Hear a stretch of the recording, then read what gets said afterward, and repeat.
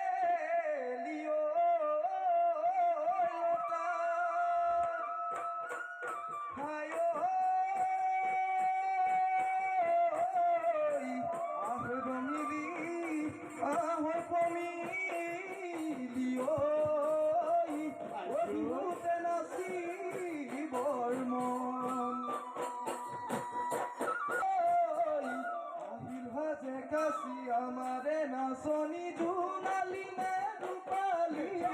অখণ্ড জাননি আমাৰে নাচনি হলে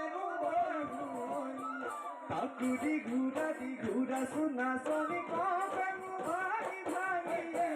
তুমি চকুৰে মিচিকি হাঁহিৰে জোনালি নে তৰালি ভুলে গুমগুমালে পেপাই মাত লগালে ভুলে গুমগুমালে পেপাই মাত লগালে নাচি দে ও ৰাজনী পালেহি ঐ বহাগৰ পালেহি ঐ বহাগৰ বিহু